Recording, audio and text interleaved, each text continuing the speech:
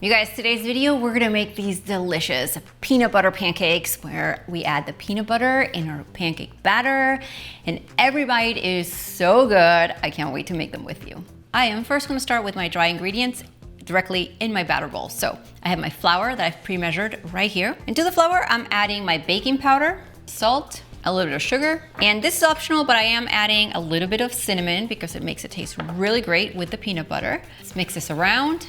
To my dry ingredients, I'm gonna add my wet ingredients, but first I am going to whisk my egg in a separate bowl.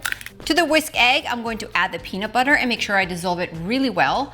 And I'm gonna do this so I don't overwork my batter while I'm trying to add in my peanut butter. Now you're gonna add the milk when your peanut butter is very well mixed with your egg, like this, into a paste.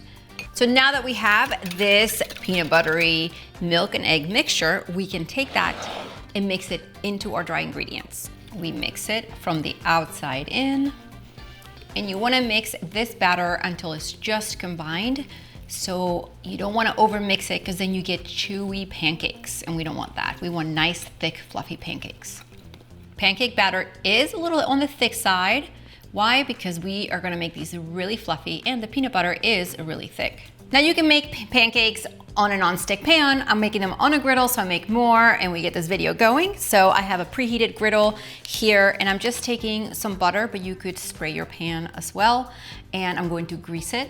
And then I'm gonna take a measuring scoop and pour about 1/4 cup of pancake batter per pancake.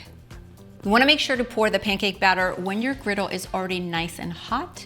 Now you know the pancakes are ready to be flipped when the edges are nicely defined and they have bubbled up in the middle. Let's remove these from the pan onto a plate, put some butter over the top, and then a drizzle of syrup. Oh my gosh, they look amazing. Check them out, that thick, fluffy texture.